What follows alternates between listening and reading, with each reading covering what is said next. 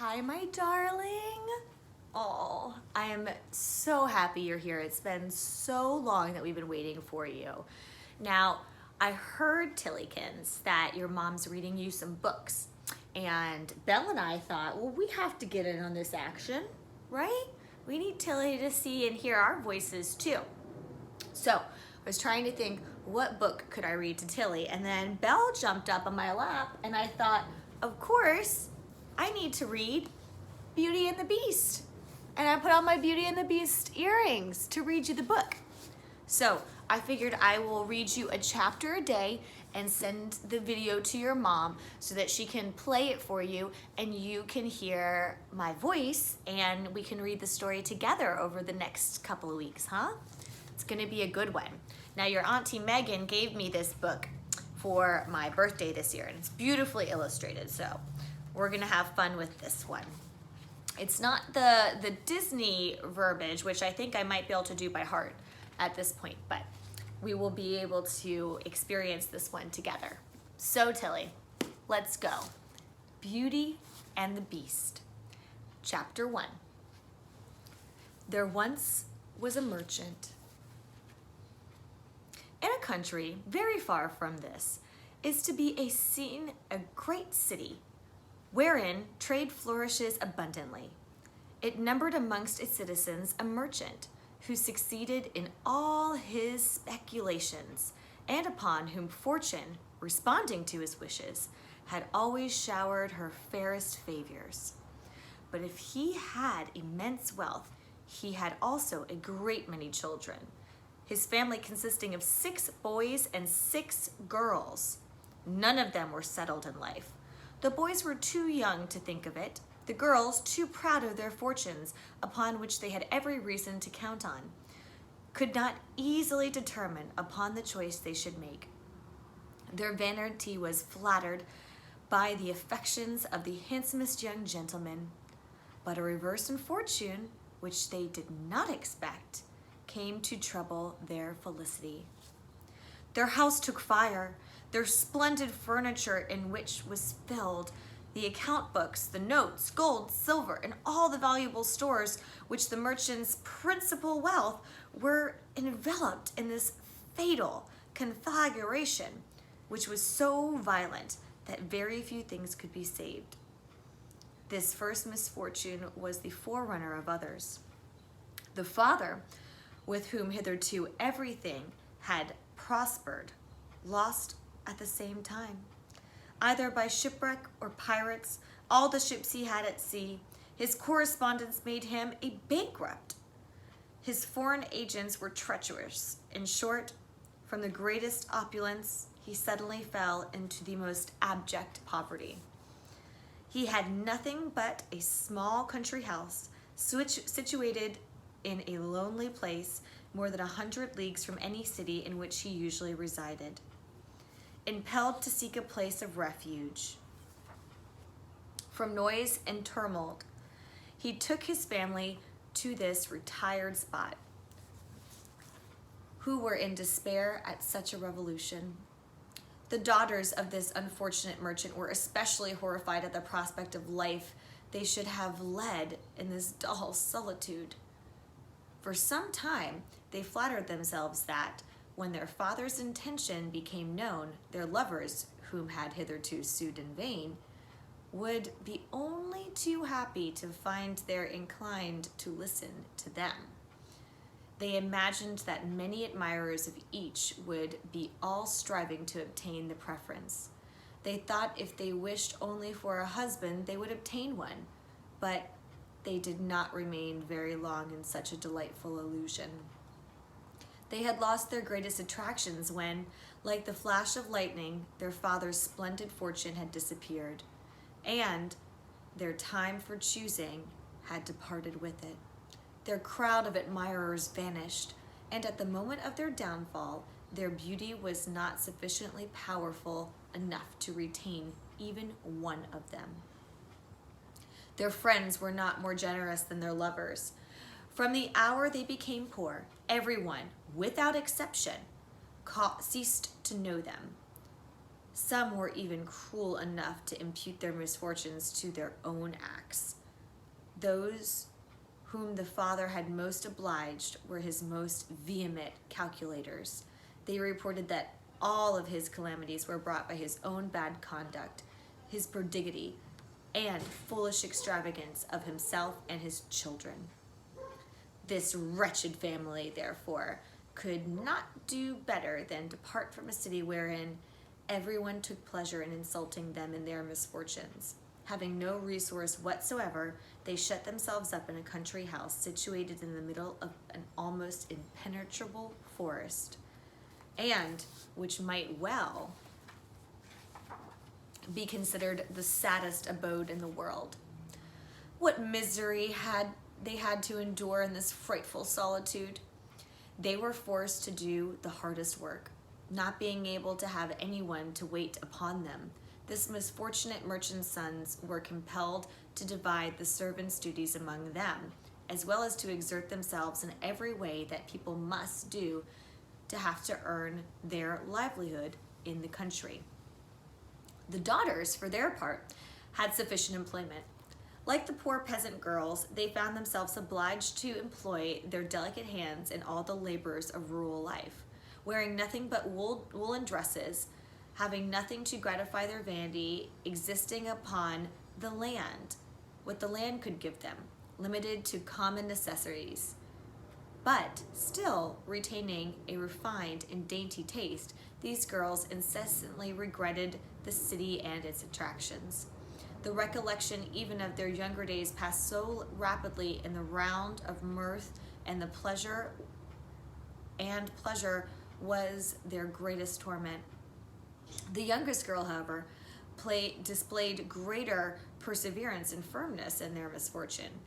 She bore her lot cheerfully and with strength of mind such as beyond her years, but not what at first she was truly melancholy.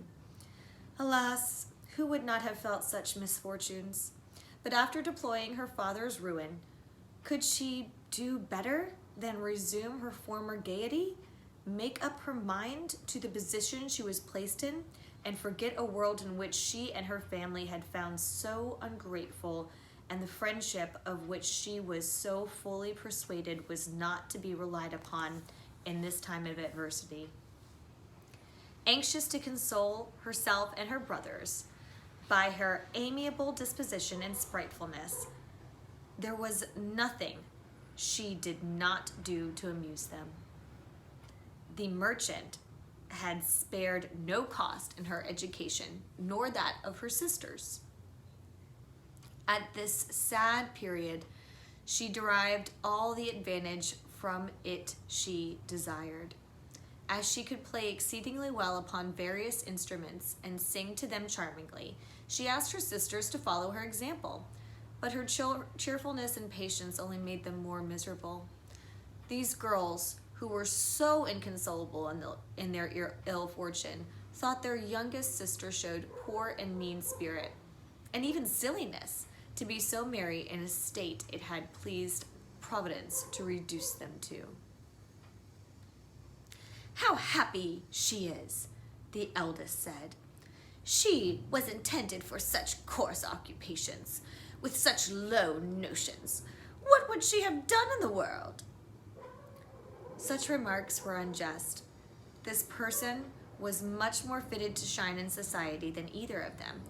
She was a beautifully young, wonderfully red creature. Her good temper rendered her adorable. A generous and tender heart was visible in all her words and actions, quite as much alive to the reverses that had just overwhelmed her family and her sisters by a strength of mind which is not common in her sex. She concealed her sorrow and rose superior to her misfortunes. So much firmness was considered to be insensible, but one can easily appeal from judgment pronounced by jealousy. Every intelligent person who saw her in her true light was eager to give her the preference over her sisters.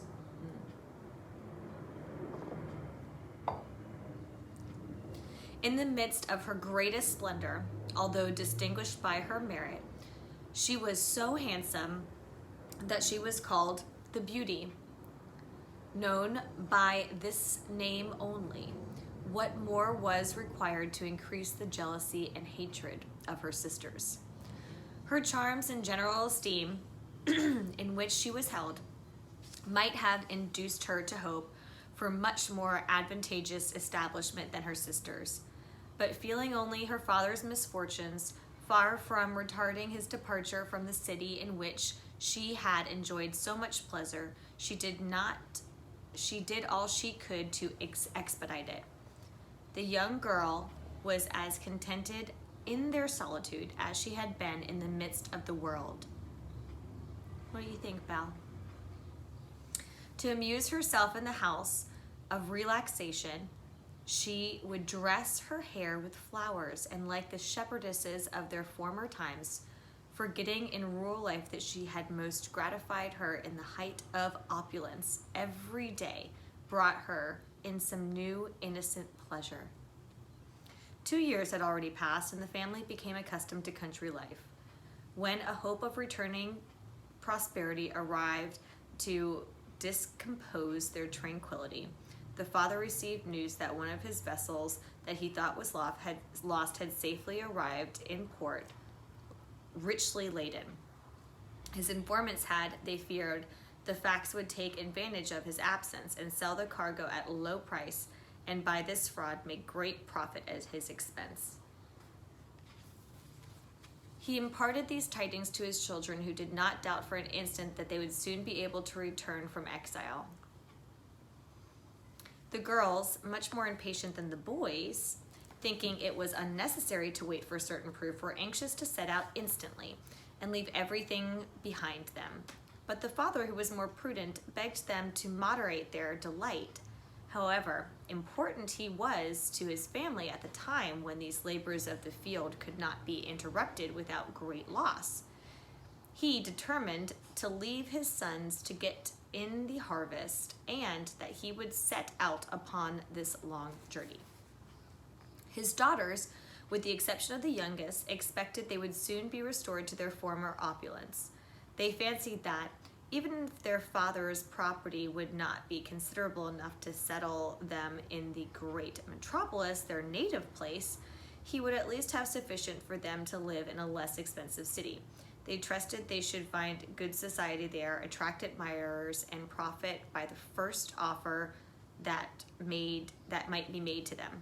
Scarcely remembering the troubles they had undergone for the last 2 years, believing themselves to be already, as by a miracle, removed from the poverty into the lap of plenty, they ventured, for retirement had not cured them of a taste for luxury and display, to overwhelm their father with foolish commissions. They requested him to make purchases of jewelry, attire, and headdresses. Each endeavored to outdo the other in demands, so that the sum total of their father's supposed fortune would not have been sufficient to satisfy them. Beauty, who was not the slave of ambition, and who always acted with prudence, saw directly that if he executed his sister's commission, it would be useless for her to ask for anything. But the father, astonished by her silence, said, interrupting his insatiable daughters, "Well, Belle, dost thou not desire anything? What shall I bring thee? What dost thou wish for? Speak freely." "My dear papa," Belle replied, embracing him affectionately, I wish for one thing more precious than all of the ornaments my sisters have asked you for. I have limited my desires to it, and it shall be only happy if they can be fulfilled. It is the gratification of seeing you return in perfect health." This answer was so unmistakably disinterested that it covered the others with shame and confusion. They were so angry that one of them, answering for the rest, said with bitterness, "This child gives herself great airs and fancies that she will distinguish herself by these affected heroics. Surely nothing can be more ridiculous." But the father, touched by her expressions, could not help showing his delight in them, appreciating too the feeling which induced her to ask nothing for herself. He begged she would choose something, and to allay the ill will that his other daughters had towards her, he observed to her that such indifference to dress was not natural at her age, that there was a time for everything. Very well, my dear father. Since you desire me to make a request, I beg you will bring me a rose. I love that flower passionately, and since I have lived in the desert, I have not had the pleasure of seeing one. This was to obey her father and at the same time to avoid putting any expense for her. At length the day arrived that this good old man was compelled to leave his family. He traveled as fast as he could to the great city which the prospect of new fortune recalled him, but he did not meet with the benefits he had hoped for. His vessel had certainly arrived, but his partners, believing him to be dead, had taken possession of it, and all of the cargo had been disposed of. Thus, instead of entering into a full and peaceful possession of that which belonged to him, he was compelled to encounter all sorts of chicanery in the pursuit of his rights. He overcame them, but after more than 6 months of trouble and expense, he was not any richer than he was before. His debtors had become insolvent, and he could hardly defray his own cost. Thus terminated his dreams of riches. To add to this disagreeables, he was obliged on the score of the economy to start on his homeward journey at the most inconvenient of time, and in the most frightful weather. Exposed on the road to the piercing blast, he thought he should die with fatigue. But when he found himself within a few miles of his house, which he did not reckon upon leaving for such false hopes, and which Belle had shown her sense in mistrusting, his strength to return.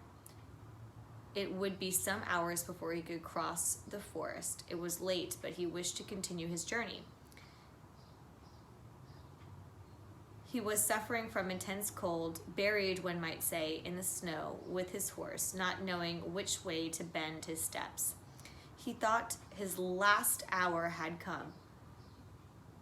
No hut in his road, although the forest was filled with them. A tree, hollowed by age, was a better shelter than he could find, and only too happy was he to hide himself in it. The tree, protecting him from the cold, was a means of saving his life, and the horse, a little distance from his master, perceiving another hollow tree, was led by instinct to take shelter in that. The night in such a situation appeared to him to be never-ending. Furthermore, he was famished, frightened at the roaring of the wild beasts that were constantly passing. Could he be at peace for an instant? His trouble and anxiety did not end with the night. He had no sooner the pleasure of seeing daylight than his distress was greater. The ground appeared so extraordinarily covered with snow, no road could he find. No track was to be seen. It was only after great fatigue and frequent falls that he succeeded in discovering something like a path upon which he could keep his footing. All right, Tilly, that's the end of chapter 1. Tomorrow we'll start chapter 2. I love you so much. You're doing so good, baby girl. And I will continue Beauty and the Beast tomorrow. I love you.